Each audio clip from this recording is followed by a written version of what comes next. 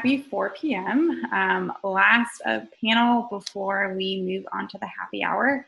So today's panel is Philly's 2030 Agenda, Wins and What's Next for a Sustainable, Inclusive City. Before I hand it over to Julie, who will be our host today, a few reminders, housekeeping reminders. In Pathable, you'll see the chat window. Please throw your Q&As there. We'll leave some time at the end for that. Also, feel free to comment on anything you hear. We really are welcoming engaging conversations. You'll also see next to the chat a poll function. Feel free to fill out the poll. That provides some interesting data. Once you vote, you can see what everyone else has said. And then finally, as I said earlier, we have a happy hour after this, so please rally through and we can do some great engagements there and continue these conversations. Julie, I will hand it over to you now. Great, thanks Jesse. And thank you to the New Normal Forum and the host of 17 Asset Management and Impact PHL for having me host this session and bring in some of my favorite people in sustainability to talk about the past, present, and future of Philadelphia. So I am Julie Hancher. I am co-founder and editor of Green Philly. We are a website and organization that helps people live a sustainable lifestyle and connects people to sustainable solutions.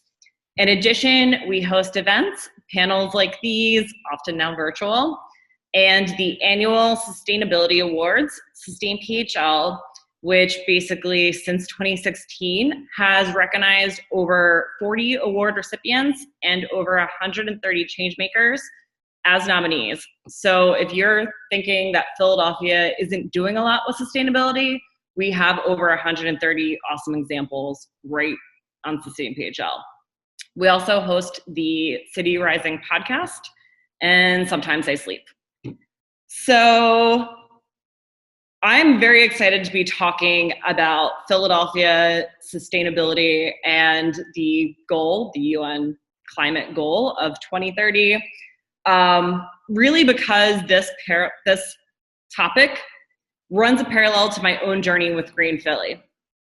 So in 2008, my employer was taking our recycling bins and throwing them into the trash can, which I now have named Recyclegate 2008. And that same year, when I decided that sustainability should be easy, accessible, and low cost, and that we should overcome the hurdles of sustainability being difficult, hard to understand, or expensive, Mayor Nutter was elected as well, and he announced a goal of Philadelphia becoming the greenest city in America by 2015.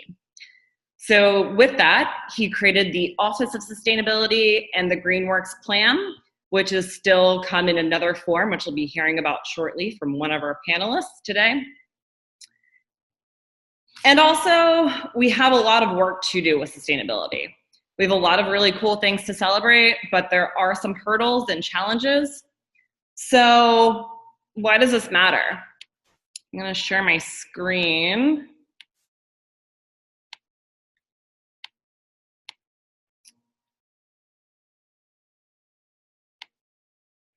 So despite the fact that you might have seen headlines that the atmosphere is a little cleaner, there's cleaner air, and carbon emissions have temporarily dropped, since 1880, which is really the industrial era, temperature and carbon dioxide have both increased. There's data behind this. And does that matter to Philadelphia?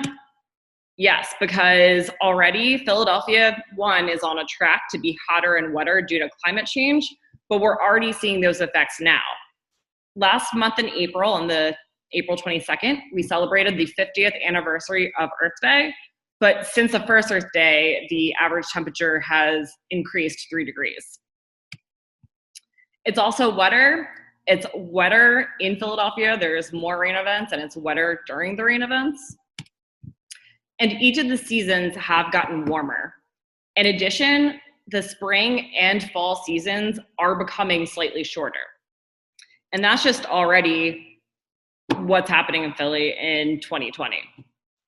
So today, we're going to be hearing from people in the government, nonprofit, and entrepreneurial sectors that all are forward thinkers with Philadelphia sustainability and climate change. So first, you'll be hearing of them throughout the sessions, but we'll be hearing from Christine Knapp, Director of the Office of Sustainability of the City of Philadelphia, Ron Whyte, activist and project organizer of the Trash Academy of Mural Arts, and Becky Davies, who is co-founder of Remark Glass.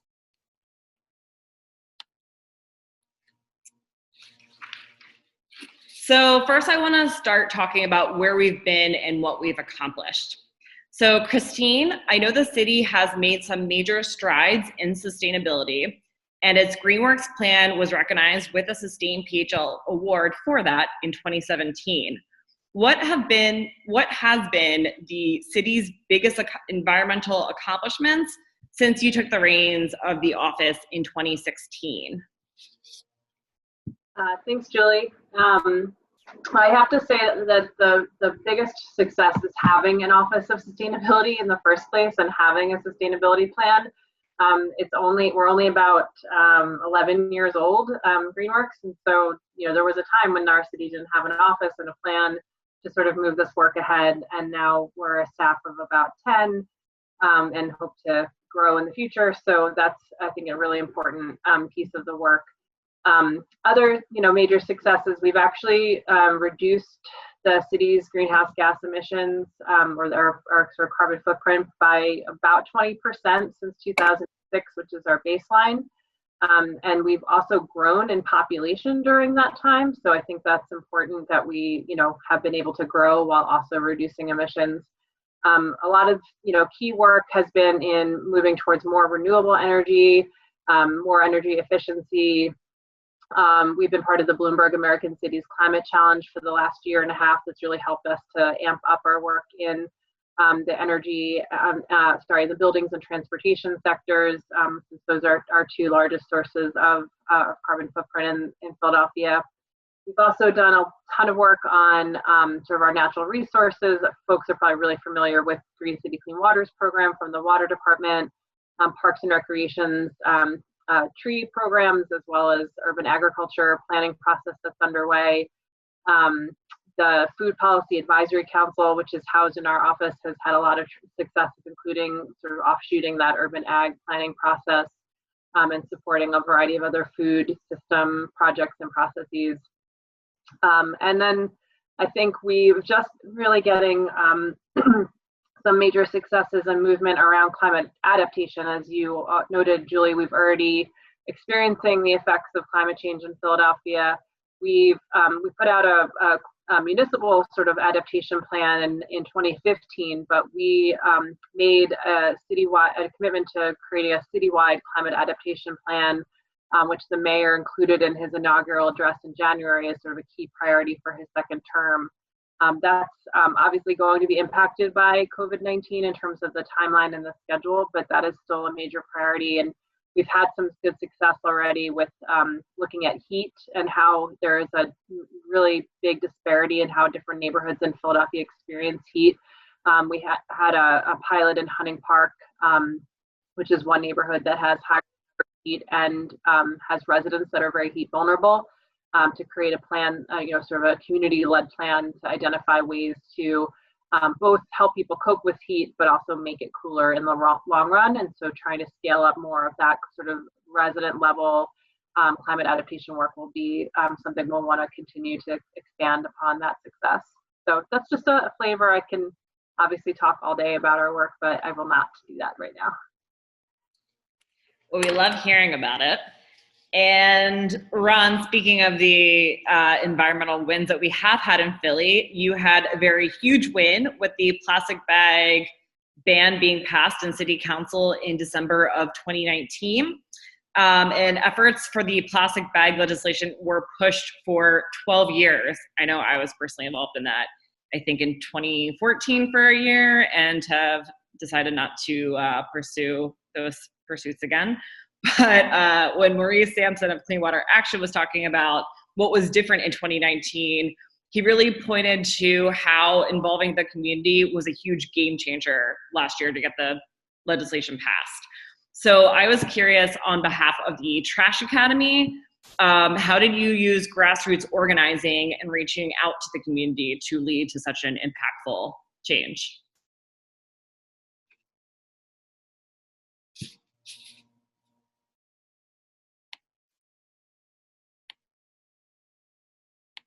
Thanks, Julie.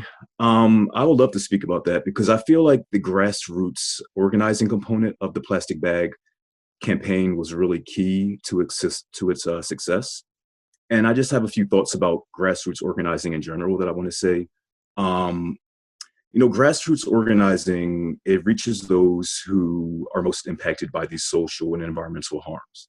And for many people in our society, there are a lot of barriers for them to participate fully in society, especially in the so-called higher levels like education, policymaking. Many people are not able to get the education or the even the networking avenues to reach those spheres. So grassroots organizing is really one of the only ways that people can make their voices heard.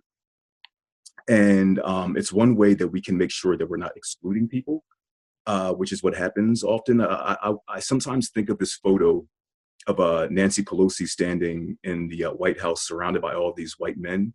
And it just shows you like who is making the decisions in our society, who is controlling the levers of power. It's not really the people. We don't see ourselves represented very much in the higher levels of government.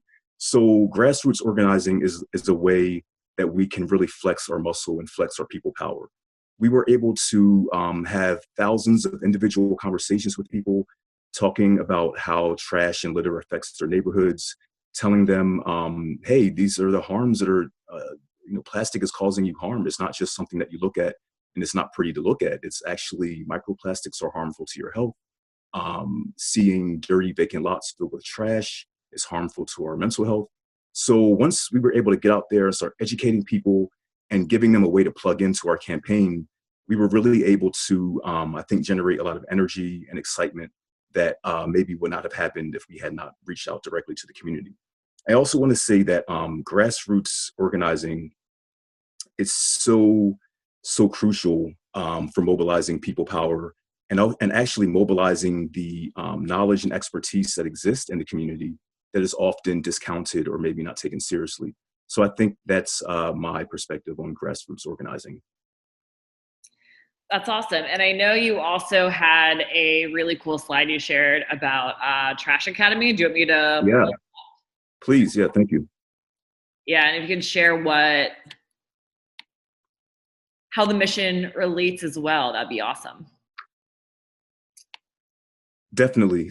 This diagram really explains how we at Trash Academy approach the issue of environmental justice and environmentalism. What we normally see is that usually environmentalism is prioritized, at least until recently that's been the case. So when you think about Greenpeace or Sierra Club, the big green organizations, historically they have been mostly focused on environmentalism, which is important. I'm not saying that's not important. But what our philosophy is that environmental justice needs to be put on an equal footing with environmentalism.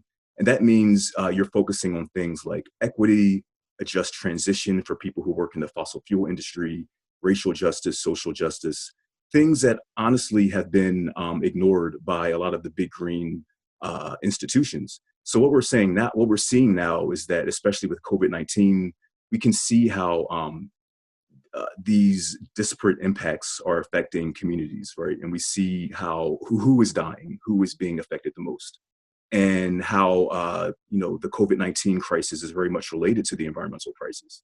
So that's why we have to look at all of these things in totality.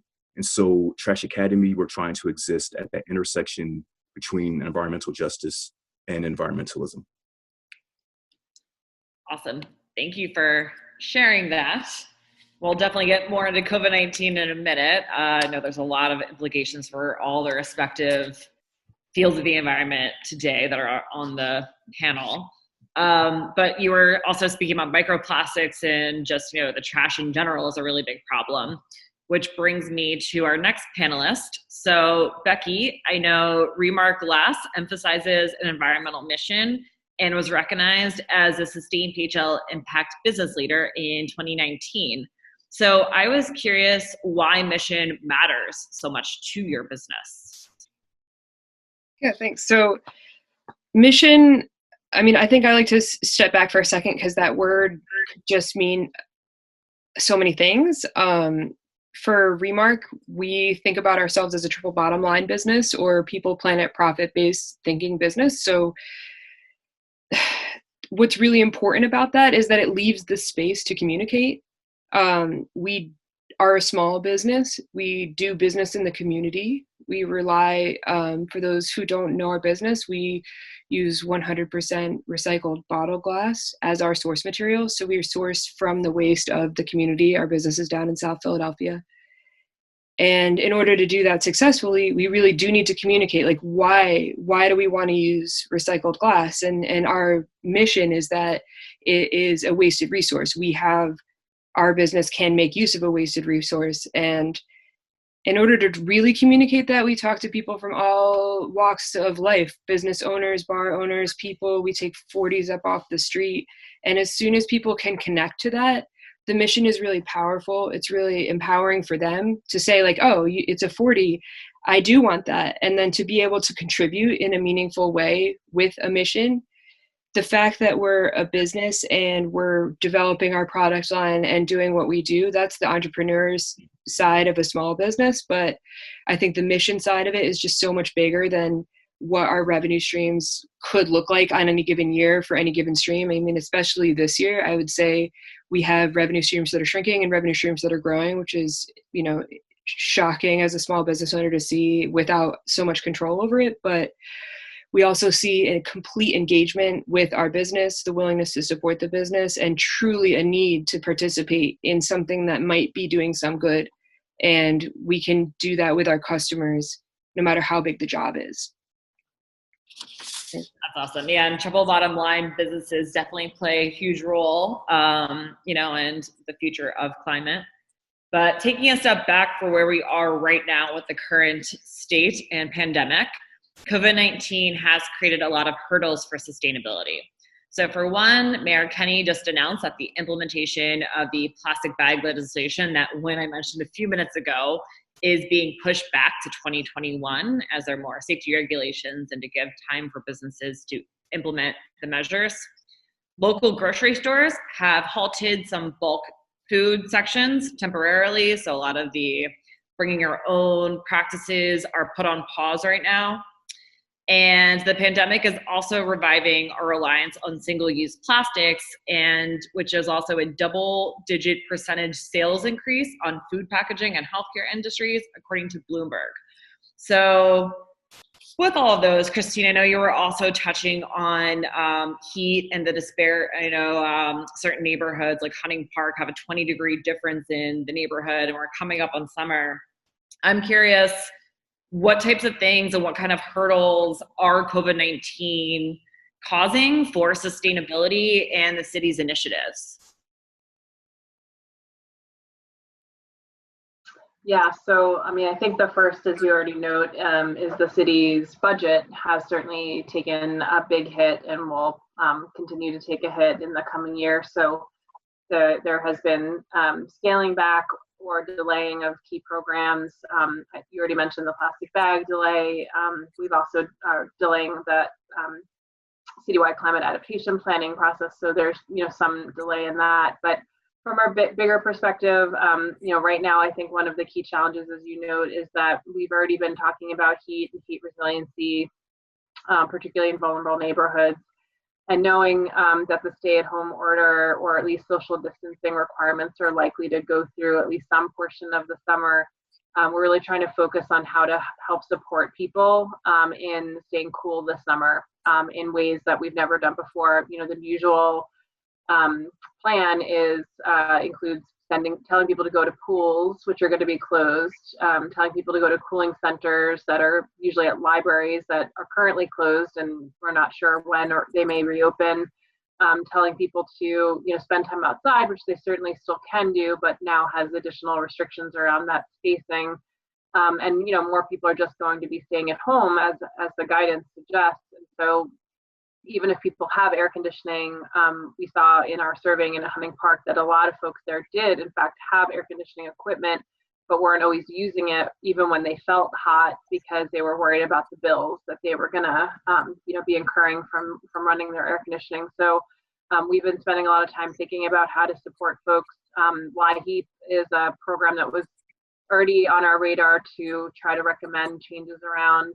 Whyte supports folks right now in Pennsylvania with their heating bills, but with climate change making our winters milder and our summers hotter, it's a good time to explore making Whyte available for cooling support in the summertime as well. And there was probably about $35 million or so from the CARES Act will come to Pennsylvania for Whyte. So we're trying to make sure that the state makes that available to Philadelphia residents in particular is our interest for helping them with cooling bills. But we don't have that. That's not confirmed yet. So we're still doing some advocacy to try to make that possible. I just want to mention one more thing on the flip side of the note that you were providing, Julie, about the uptick in single-use plastics and disposables is one of the things that's been top of mind for me is thinking about there was a student at Fells that's been doing some capstone project research around the use of disposables in sort of public safety, in like the food system, et cetera, like gloves, like plastic gloves that you'd use in food preparation, how those get thrown out, and seeing if there's ways to use recyclable plastic gloves so that you can reuse that and not have waste. That came to mind to me immediately as I started thinking less so about the masks, but other equipment that is so hard to find and that our supply chains have been hard to get to keep up with the demand.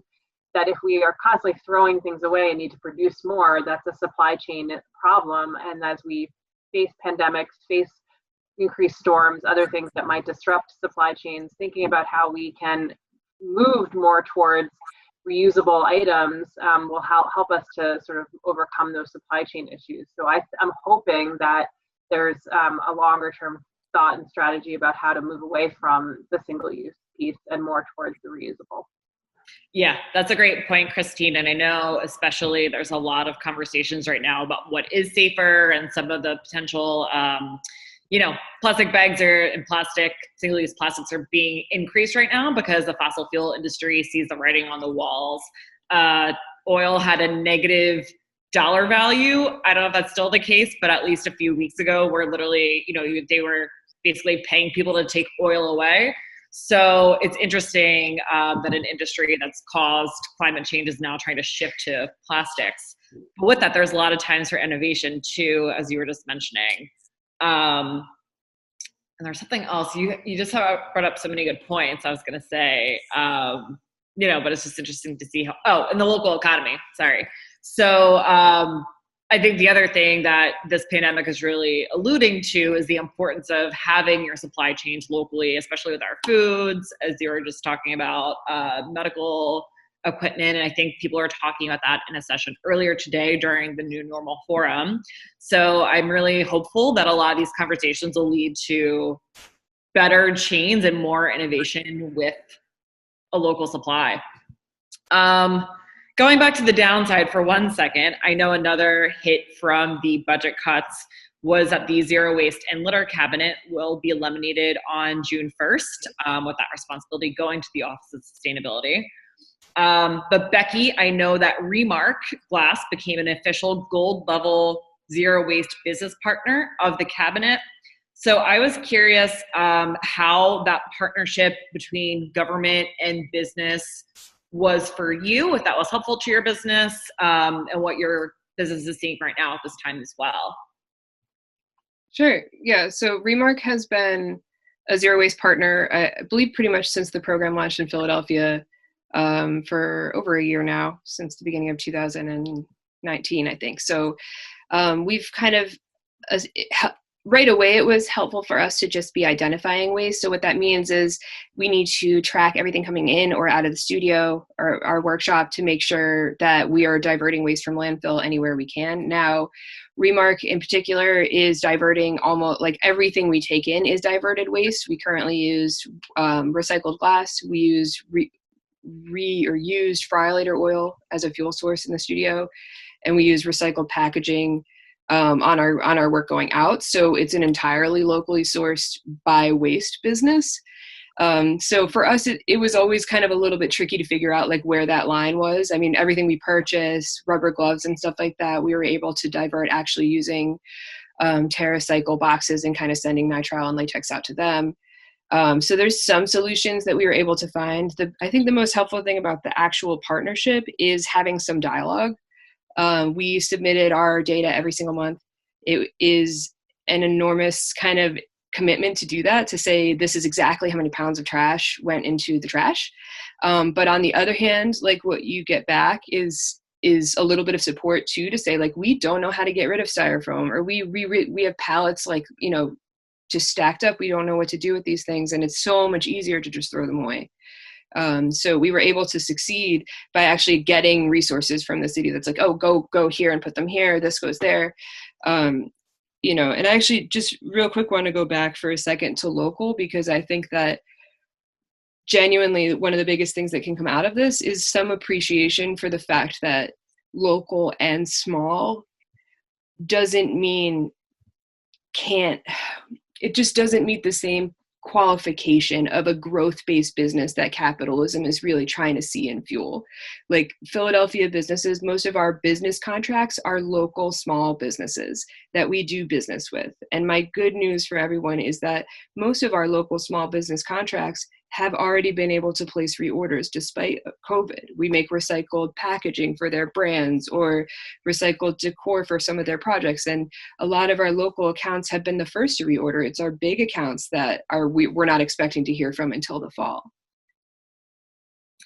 Yeah, that's a really good point. And I was talking to Becky when we were preparing for this panel. I know Remark was doing some really cool things. They have these auctions on Instagram every day, but they also were having packages for Mother's Day where they were partnering with other businesses. I'm totally blanking on the flower name. Oh, Vault and Vine. So like Vault and Vine's a typical client of ours. We do monthly work for her. So we do just cut bottle glass vases for her. She's a florist, and we send out some Mother's Day packages. And it absolutely, like our local grassroots business, those are people we know in person, we do business with them. Those are we are feeling that the strength is still back on the ground in Philadelphia in small businesses with few or even work at home businesses have placed orders this entire time. Mm-hmm. So we're optimistic about that.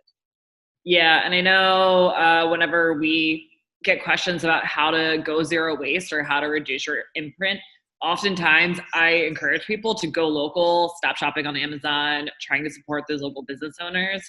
Even if right now you're getting something locally delivered to you, there's a lot less of a carbon footprint for that travel time. And there's so many benefits of meeting your neighbors, going to the farmers markets that are still open despite COVID-19, where you can meet the producers and ask questions about your food or what you're getting.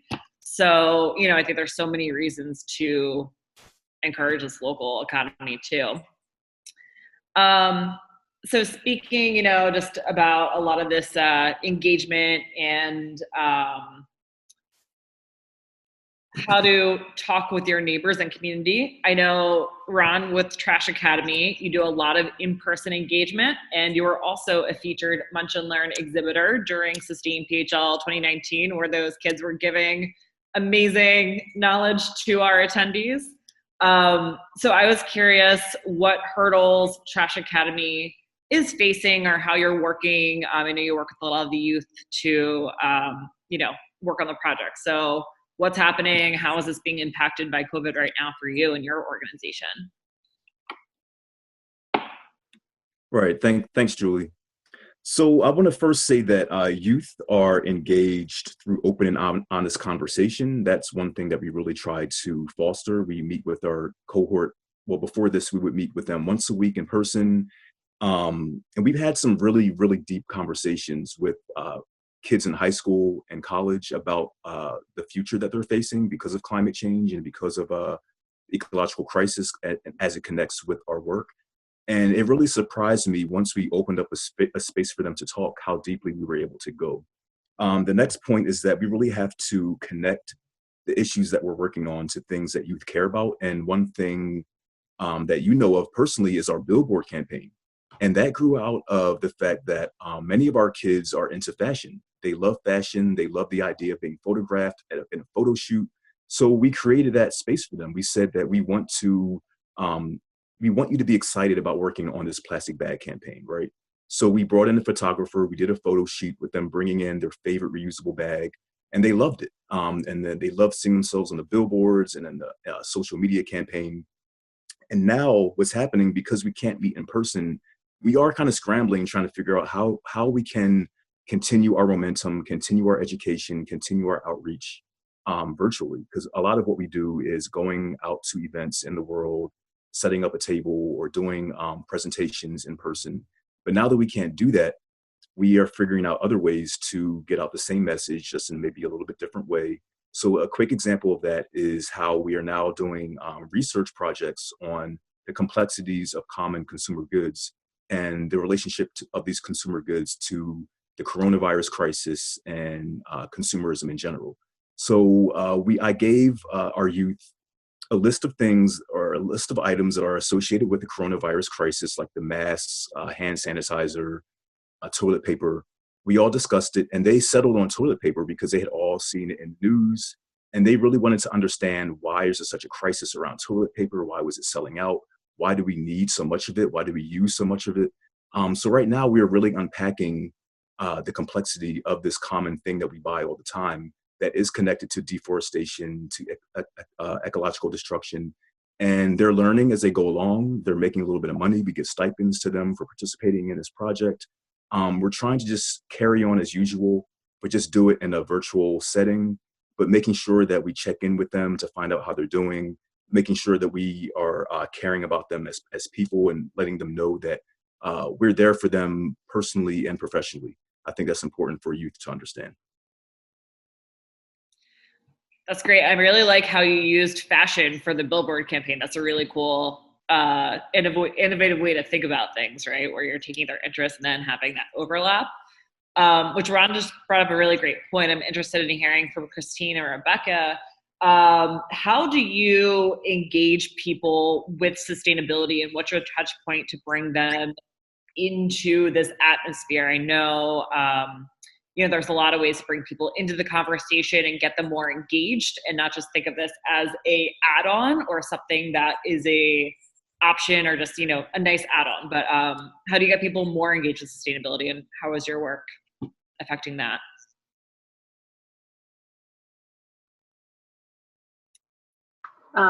Rebecca, do you want to go first? I'm happy to go second. Sure. Okay. So we're dealing with a material, and I think once we start to talk to people, they really do understand that in its one sense, they like the three arrows of the recycling symbol, and glass makes sense in that way, where it's like, okay, you can take this material, you can melt it down, you can use it forever and ever. And then they sort of always assumed that, and we're usually the ones saying, like, actually, we need to talk about a circular material. And whether they start to think, like, people start to think differently about the glass as they engage with us. So we have a really concrete way of saying, like, we're going to start to think differently, and then I need you to do something differently, like save glass bottles for us because we are going to use them. And then that one small change often will open the door and say, like, well, what else could I do? What should I be thinking about? And we end up with customers or really like friends and people who we engage with on all of our platforms who have a huge conversation with us about, like, what they can do in their lives. And I think that that's so important. It's in some ways, like, the most important thing we could do while bringing a product to market is, like, talk about all of this together.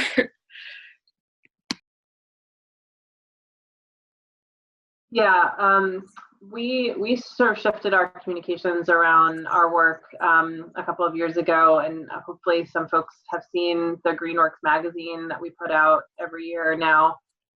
sort of a new way to share the work of our office in a more engaging format. So it's, very much like a magazine. So there's quizzes and there's, cartoon pages and there's, interviews and long formats and all sorts of infographics and photos to kind of really draw people in. But it's also not just like, here's what we're doing, here's what we have to say. It's really a lot of time is spent reflecting and highlighting the people who have been leading on this work for many years in their own neighborhoods, and really sort of putting that spotlight on folks who have been doing this to kind of give that inspiration to others, to make sure, that we can, see that this is not new work. This is not something that's disconnected from what's already happening in Philadelphia. A lot of, I don't usually have a hard time finding a way to connect someone to this work, because people are always impressing me with how much they're already aware of and doing and leading on, that they've been doing for longer than I've been around. So, but I do think finding more fun ways of engaging folks instead of just like, government like reports that are boring and full of numbers and words, and really trying to get more visually interesting sort of information in front of folks is really helpful. Mm-hmm. That is I know I always enjoy the Greenworks format and seeing that come out. I know that was on Earth Day, right, Christine, the latest issue? Yeah, we put the latest issue out on Earth Day. We were supposed to have a nice event and, print the magazine and give it out to lots of people. And of course those plans all got changed, but we still released it digitally. So if folks haven't seen it, it's on our website, phila.gov/green, and you can take a look at it. There's lots of good activities that you can do at home or with the kids if you want something to do while you're stuck at home these coming days and weeks. Mm-hmm. So I know we just went into a lot of the hurdles and things that are difficult with the current environment. I'm curious, what is giving each of the panelists hope right now? Ron, do you want to start it off? Sure.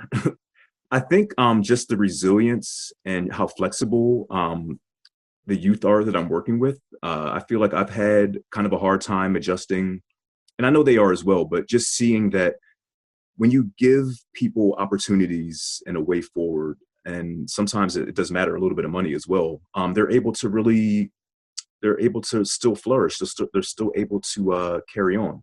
And I feel that it's going to be hard. Let's be honest. It's not going to be easy moving forward, but we still can move forward. No matter what the challenges are, people are just way more resilient than we give them credit for sometimes. That's awesome. Becky, do you want to go? Sure. I am really hopeful to see local small businesses persevering. I think often out of the same grit, under the circumstances, we still take our people, planet, profit goals seriously, and we are willing to work with our people through this. And that's such a huge relief. That we didn't have to look at it like this is the end of a cliff or something like that. We're kind of, this is a mountain and we are going to continue climbing it. And if we start going down, I'll be there too, but that, and just demand. I think our customers, our followers on our social media platforms and in our network more than ever before has reached out with support as much as possible. And I want to encourage people to continue to do that. Small businesses need support, and they need to know that there's still a market out there. And I know there's huge changes in everybody's personal lives and things like that, but small businesses are vulnerable, and to see so much support and true demand for, like, we want sustainable products in our lives despite these circumstances, and we can do something that makes us feel more comfortable or eat healthier or whatever it's going to be for them. But it's like to actually see that come out as like a very strong, like, I'm not going to give in, even if I need to take steps back on certain things. I want to participate in an economy that works a certain way, and the customers have come out to say that. So that's amazing.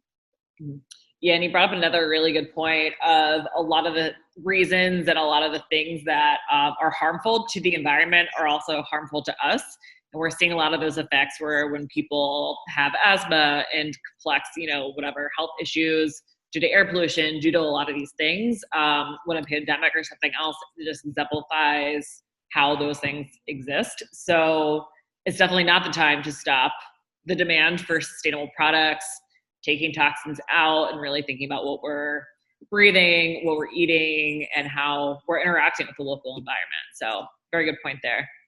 And Christine, what brings you hope?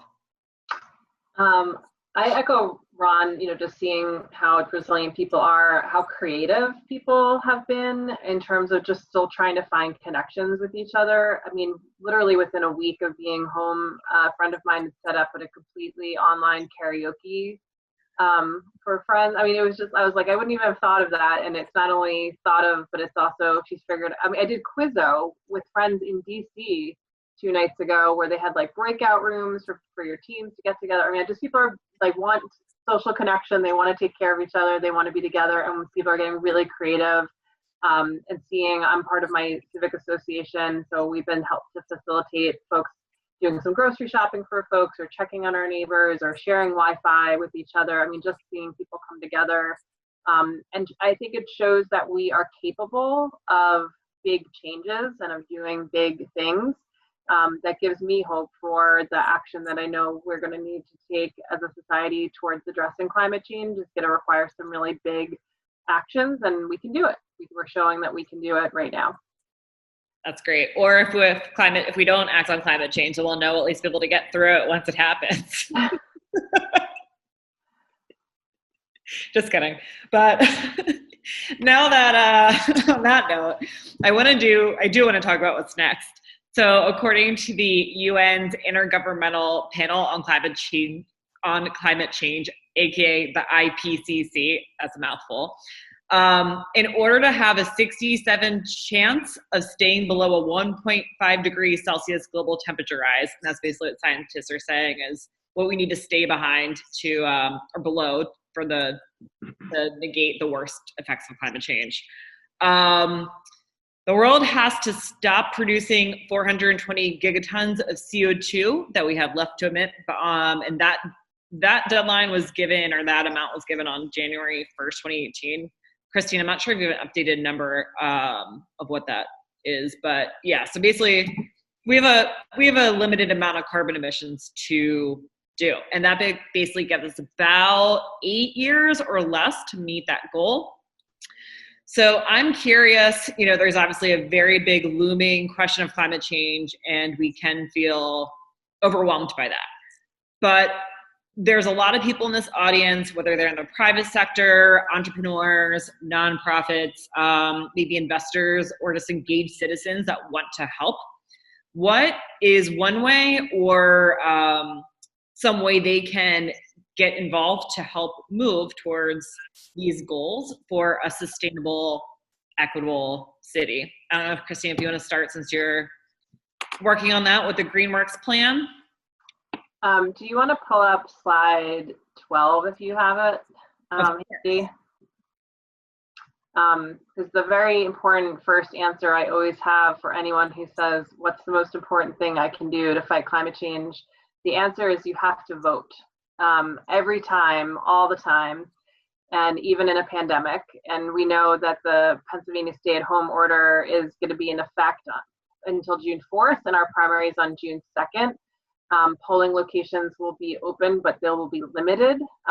It sounds like from an article in the Enquirer, 77% of polling locations will not be open, so they're going to condense them. So the easiest and best way to make sure you vote is to vote by mail. And there's a link there and a number and some beautiful art you can also download that's from the Streets Department that you can print out and put on your window or hand out to get other people to vote by mail as well.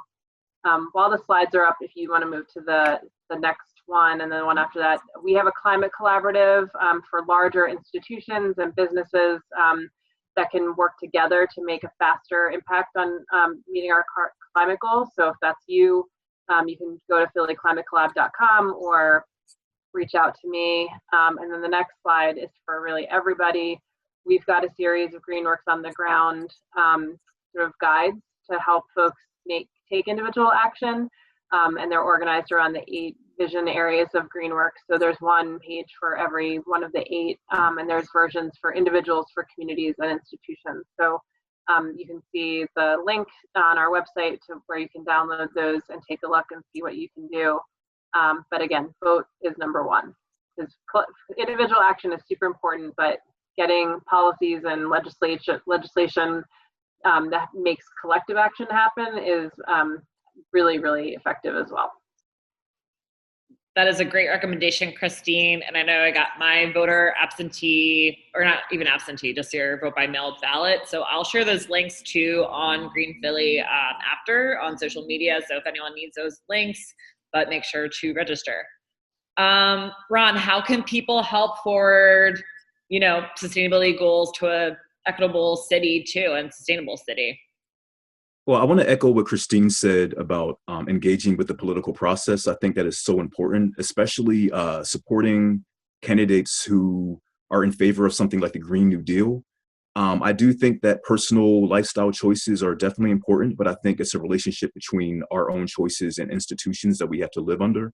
If we don't have these policies put in place, we're not going to see the changes that we need. So we need a Green New Deal. We need politicians who take this seriously. I'm actually glad to see people like Helen Jim, Kendra Brooks, Jamie Gauthier in City Council. We are starting to build this coalition of more left-leaning politicians who really are not afraid to go out there and fight for what we need. And so we need to support them with money, support them with time.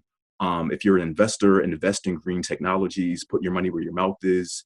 So for me, I would say definitely engage with the political process.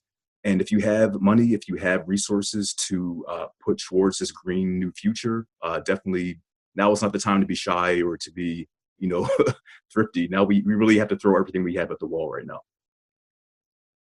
Great. And Becky? Same question. Mine's going to stay similar. So vote, but also remember that government and big corporate, they have a lot of hurdles to fight against. They need the people to make the demand. Like, their government is to serve the people. We have to decide, and we have to make that and keep the fire behind it no matter what comes. And in the meantime, immediately vote by spending your money where it matters to you. Like, take an assessment. If you're a budget-minded person, that's one way to do it. You have choices that matter a whole lot. And if that's not an issue for you, then your choices expand so much, and you can make a huge difference right now. Every single dollar that comes out of your wallet going exactly where you want it to be. And it's hard, and it's an entire lifestyle change on its own, but it does matter just as much as voting for government is spending. Everybody's listening. That's great. And I know a lot of people, there's some really great themes that just came up with each of the panelists. So thank you for all that really insightful and powerful comments and information and your insights. I think one question we often get as behalf of Green Philly is, is it individuals or companies or government? Like, who is it? And really it is each of those entities, which is why when we're highlighting panelists like we put together today, it's each of those sectors during Sustain PHL, making sure we're doing and highlighting people that, it's anyone from an activist or a community activist who just picks up trash on their block because it's important to, I know last year we had 14-year-old Anna Welsh of Little Bags Big Impact, which basically she takes cloth fabric scraps, makes purses and coin purses and different things made out of recycled materials, and then donates a bunch of our proceeds to a local nonprofit to help children literacy. So there are so many examples of people in our community doing this work, even some larger startups. I know Drops is based in the Philadelphia area, and they basically have a zero waste laundry detergent stream where it comes in capsules that dissolve with a bio-based formula, and it comes in paper packaging so you don't have the waste impact of your laundry. So there's so many awesome examples that we can draw from too. And really, I also joke around about a sliding scale sustainability, where someone cares about recycling or getting a tree from Tree Philly, riding Indigo instead of taking a car.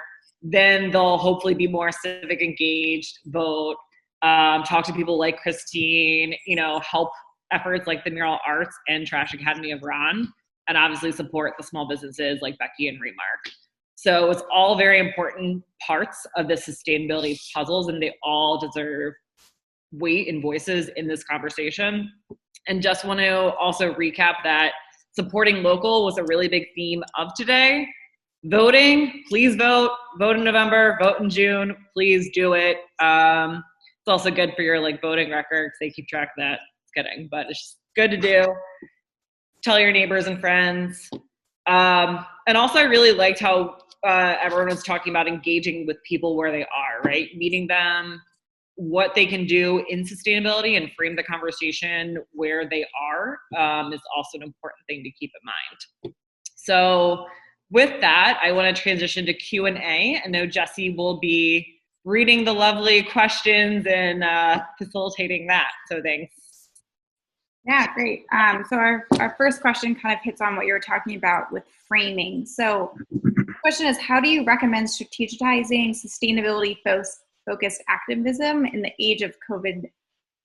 So basically, we have a lot of people who are focused on, paying their bills and putting food on the table. So are we still able to use talking points we used prior to that pandemic, or are we gonna have to switch up how we're now really focusing on sustainability? I don't know who wants to tackle that first. I can try that, because I think what we're working on right now actually relates directly to that. So we are working on this, it's something called an implosion, where you take a common consumer good and you kind of delve deeply into the complexities of it, like, the materials used to construct it, how many parts were shipped around the world, and, all these different things that if you look at a Starbucks cup or a roll of toilet paper, you might not automatically think of how complex the system is that makes that thing. And what we're talking about right now is that COVID-19 has us all trapped in our houses, but this originated in nature. It originated from the environment. So now more than ever, we have to be talking about how the situation that we're facing right now is directly related to the mismanagement of ecology, and also the things that we're doing to nature that are not really that great. Now is not the time to stop talking about that. We have to talk about it now more than ever, because the situation with the environment is directly related to what we're facing right now. And what we're working on in Trash Academy is trying to make these connections more clear for people through this educational tool that we're working on. Great. Anyone else want to add? Yep. I'll just go back to the example of dealing with the heat this summer in particular. There may be some short-term strategies, right, for helping folks stay cool at home this summer that may involve supporting them paying their utility bills, et cetera. But how do we think about why are their bills so high in the first place? And are there things we can do in the longer term, like increasing access to energy efficiency programs, weatherization programs to help make the home more energy efficient, to reduce those bills and to reduce the associated sort of emissions that come from energy use? So I think thinking about the short term may look a little bit different, but there's lessons learned and things that can come out of that for the longer term as well, and not losing track of both of those at the same time and trying to juggle the shorter and I would even say long term, I'd say midterm sort of actions to help make that short term problem you're dealing with not be a problem again, the next time around. Great, very helpful.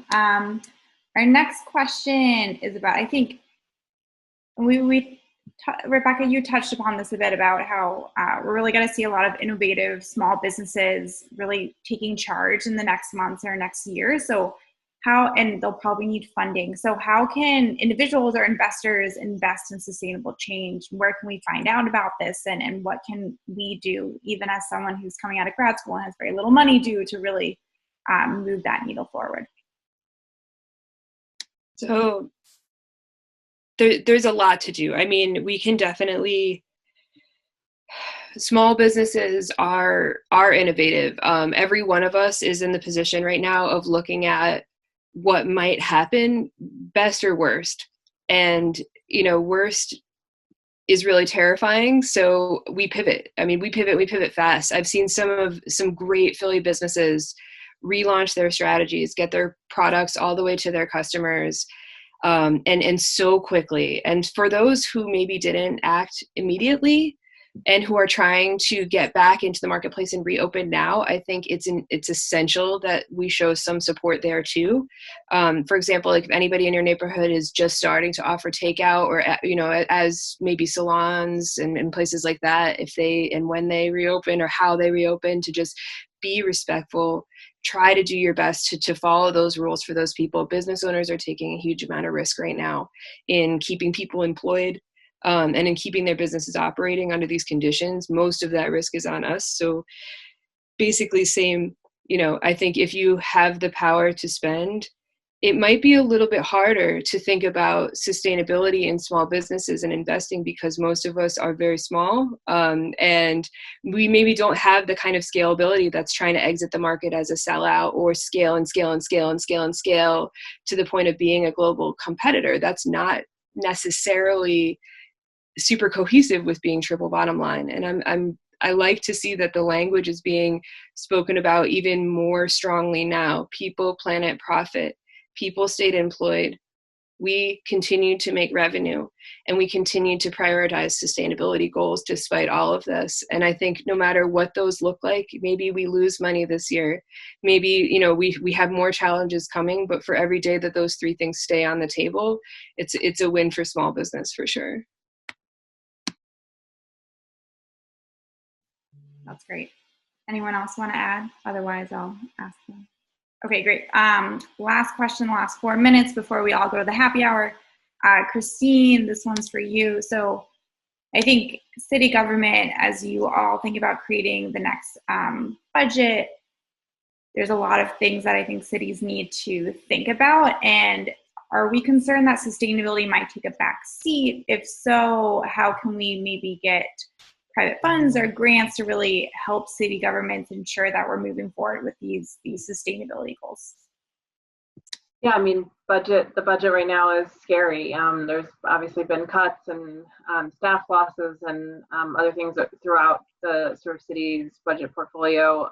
Fortunately, we in our office are not losing any staff, and we're going to be absorbing some of the zero waste and litter staff, so we'll have some additional work, but also some additional hands. So we're still planning on tackling the same work we were planning on tackling. Some of it may be delayed a little bit just because of everything that's going on. But I think that we have proven, and I should say that the March 5th budget that was originally proposed by the mayor had a huge increase for our office and a bunch of new staff proposed. And so I think that demonstrated that the mayor and the finance director and budget director, et cetera, saw the value of what we're doing and saw that it was critically important to the long-term success of the city. And the fact that we didn't see any major cuts to our program, I think, is also a demonstration of that. I hope that we can get back to that growth scenario, sooner than later. But I think, the key is that, and I think someone said this earlier, that these issues aren't standalone. Climate change isn't just something that we can carve off and say is over here and we'll address it when we're going to address it. It's going to show up in all of the city's operations, in our food and supply chains, in our and what we often talk about is that the climate change is basically a multiplier of our risks and of our opportunities. And if we don't address it, it will multiply poverty, it will multiply racial inequity, it will multiply negative health outcomes. If we address it properly and have a strong proactive response, it will multiply our growth, our economic opportunity, our resiliency, our health. So I think, we can go one way or the other, and we're obviously trying to go towards the multiplying of the positive. So seeing how it connects into all of that other positive work that's happening across city government is the way that we can make sure that it's prioritized and moves ahead. Great. And maybe we can squeeze one last thing in very quickly, lightning round, just so we all have kind of an actionable next step. For each of your respective fields, how can people or institutions get involved? So if Rebecca, do you want to start first, and then Christine, and then Ron? Sure. Spend money. If you can't do that right now, follow the brands you wish you could. Follow them on every platform you can. Thank you. I would say keep using your reusable bags. Don't start using plastic bags just because, the ban it has been delayed. Reusable bags are safer than plastic. The science has shown the virus lives longer on plastic. So keep using your reusable bags. Yeah, I'll just reiterate my earlier points of making sure you're voting, getting involved in that sort of political system is super important for supporting our work and making sure that we have the budget and staff we need. But also those Greenworks on the ground guides, really walk through every little action you can take. And if you're already taking, a bunch, find one more that you can do. I'll admit that I started using cloth napkins more recently at home. I had them for like nice dinners, but not just for like breakfast and like snack. And because we don't have to buy more paper towels, we are moved 100% to using our cloth napkins all the time. It's like a small thing, and now I'm so used to doing it. I'm doing a little bit more laundry, but I'm doing laundry anyway. So yeah, I think if you can find one thing you're not doing and start doing that, that's great.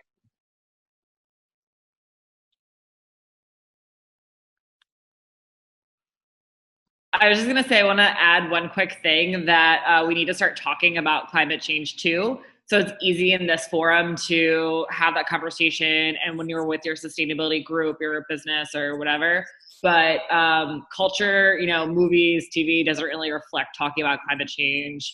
There's really not a lot of people talking about it at dinner tables. So if you can at least bring that into your conversations, that's also another way to make it normal and having more people getting in the conversation and caring. So just want to add that in there too.